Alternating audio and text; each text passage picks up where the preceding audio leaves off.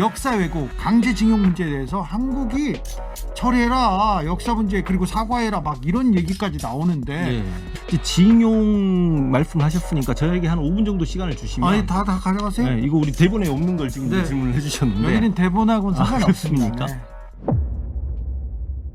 그 일본의 침략 전쟁, 그러니까 근대기 들어와서 1894년에 청일전쟁, 네. 1904년에 러일전쟁, 그리고 31년에 만주사변, 여기까지는 일본이 원사이드 게임으로 다 승리를 했단 말이죠. 예.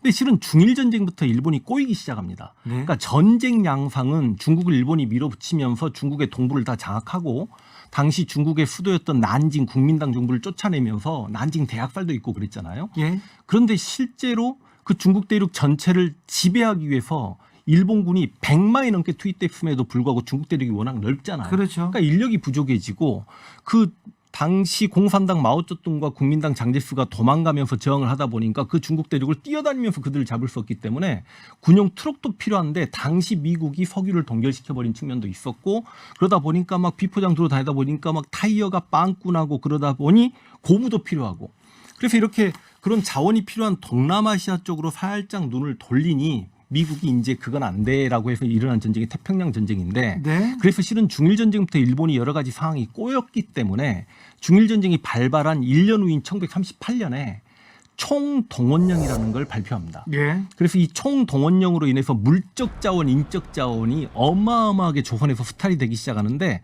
물적 자원에서 가장 큰 게 공출라는 명목하에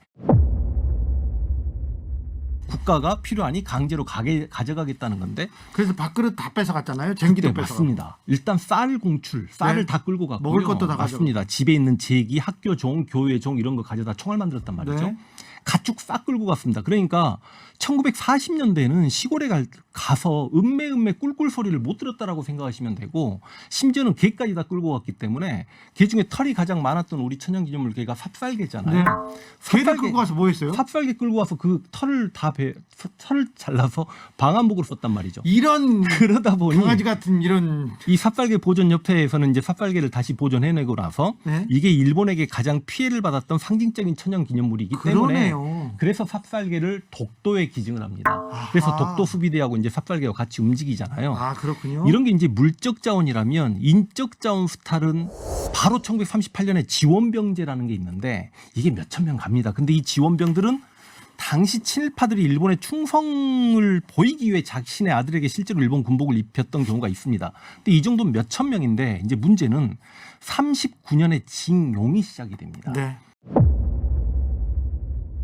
이 강제징용은 어떤 식으로 되냐면 이게 보통 이렇게 생각할 수 있잖아요. 아, 일본 혹은 총독부가 조선인들 강제로 데려다가 기업에 집어넣었어. 일본 기업에 집어넣었어. 이렇게 생각할 수도 있겠습니다만 이게 일본 기업에 너희가 필요한 인력이 몇 명이냐라고 해서 일본 직원이 조선까지 옵니다. 네. 그래서 조선 총독부 관리와 경찰서와 연계해가지고 면장 혹은 뭐 경찰들 서기관들 만나가지고 실제로 그 젊은 사람을 찾아가죠. 네. 너는 징용의 대상이야라고 따라와라고 이야기하는데 그게 싫다라고 하면 폭력이 행사됐고 당시 공출제가 시행됐기 때문에 쌀이 없으니까 국가가 식량을 배급해 줘야만 합니다. 근데 만약에 징용을 거부하면 식량 배급을 그 징용 거부자에게만 안 주는 게 아니라 그 가족들에게까지 안 줘버리는 거죠. 어이, 그럼 다 그러니까 이게 지금- 일종의 연자제까지 적용이 되는 겁니다. 어이구 굶어 죽으라는 얘기지 그럼요. 않습니까? 이렇게 해서 징용으로 끌려간 분이 대략 일본 측이 파악해도 한 100만 명 정도로 보고 있습니다. 아이고. 근데 이 100만 명 끌려가신 분들 중에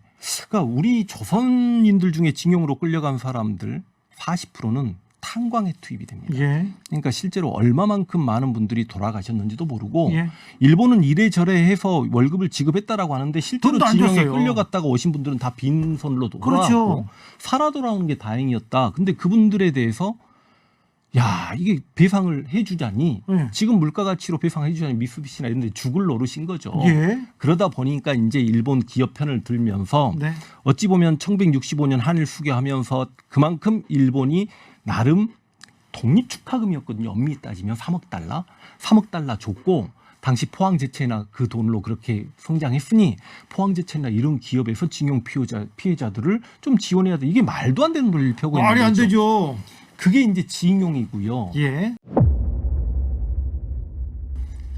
43년에 가면 학도 지원병이라고 해가지고 예. 당시 일제강점기 학생들을 강당에 강제로 집어넣어놓고 네. 전쟁터에 나가겠다라는 서약서를 쓰게끔 합니다. 예. 근데 학생들이 안 쓰면 집에 안 보냅니다. 새벽까지. 안 그래서 쓰면 안 보내면 10대 학생들이 울면서 그걸 쓰고 전쟁터를 나갔고 이제 44년이 되면 우리 해방 맞이가 1년 전이잖아요. 강제 징병이 시작이 됩니다. 아이고 강제 그러니까 징용, 이- 강제 예. 징병. 이게 지금 대한민국도 징병제이긴 합니다만 전시 상황의 징병제는 정말 끔찍한 거지 않습니까? 안 나가면 총으로 쏘고 그랬다면서요. 그 징병으로 끌려가신 분이 또 30만, 40만, 50만 다 숫자가 다릅니다. 그리고 이제 우리가 알고 있는 정신대 근로령. 그러니까 여성 근로자들을 끌고 가자라고 해서 여기저기 공장으로 군수공장 같은 곳으로 투입된 정신대 근로령 여성들이 20만 명인데 예. 한국인들이 이 위안부하고 정신대 근로령을 조금 잘못 혼용해서 생각하고 있는 부분이 있어요. 그러니까 정신대가 위안부가 아닙니다. 아, 예. 그러니까 이 위안부는 일본이 중일전쟁 당시 난징을 점령하고 난징 대학살 들어보셨잖아요. 아이고, 한 많이 20만 명, 죽였죠. 30만 네. 명 죽이지 않습니까? 이게 그때 진짜 이 반인륜적인 일이에요. 일본군이 얼마나 많은 중국 여성들을 강간했는지 그러다 보니까 일본군 내 성병이 만연하게 되는 겁니다. 그래서 성병 나름 예방하고 공공 위안소를 설치하자라고 했던 게 1939년이기 때문에 실제로 이렇게 위안부를 모집하는데 이걸 공식적으로 언제부터 시작한다라고 할 수 없이 조용히 끌고 가는 거지 않습니까? 그때부터 시작해서 44년, 45년 해방될 때까지 끌려간 위안부가 역시 또 다 기록이 다르긴 합니다만 한 10만 명 정도는 되지 않을까라고 생각하는데 위안부는 누가 뭐라고 해도 당시에 군수품이었습니다. 그러면 태평양 전쟁에서 미국에게 밀렸을 때 일본군이 어떤 섬에서 위안부가 있었는데 그 섬을 포기하고 도망칠 때 이게 전쟁 상식이지 않습니까? 군수품은 적에게 넘어가서는 안 되니까 소각시킨다. 예. 그래서 이래저래 그 위안부 생활을 하다가 살아서 돌아오시지 못한 위안부가 훨씬 더 많다라고 봅니다.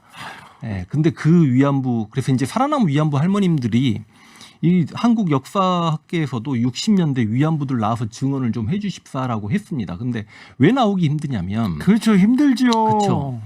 그 10대 후반에서 20대 초반 꽃다운 나이에 1940년대 끌려가셨으면 60년대는 30대나 40대 초반입니다. 네.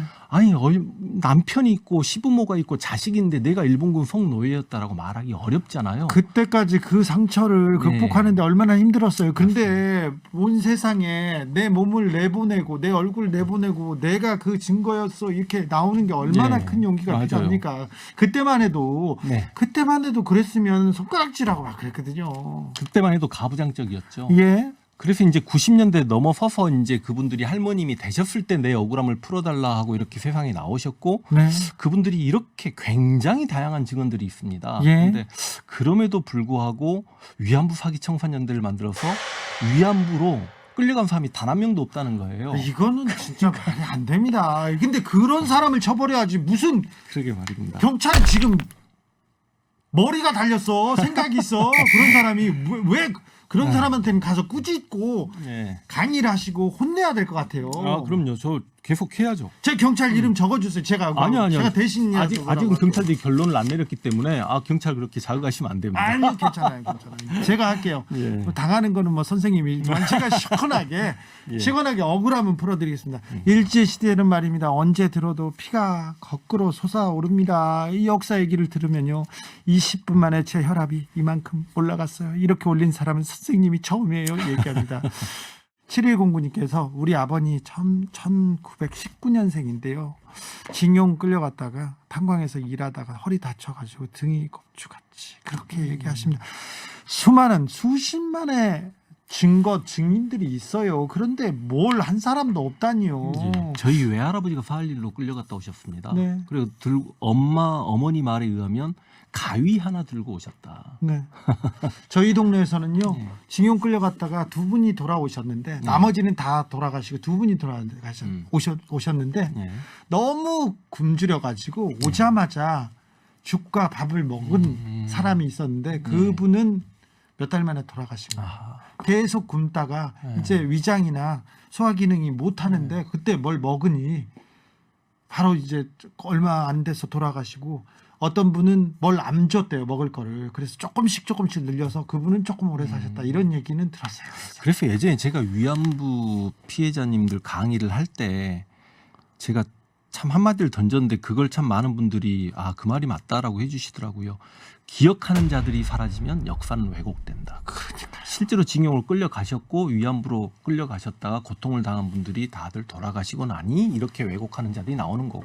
근데 그분들이 역사 앞에서 국민 앞에서 증언했지 않습니까? 이런 피해를 봤다. 네. 국가가 나서달라고 얘기를 했는데 그분들이 지금 살아 계실 때 억울함을 조금이라도 풀어줘야 될 거 지금 아닙니까? 11분 살아 계십니다. 이제 그러니까요. 많이들 돌아가시고요.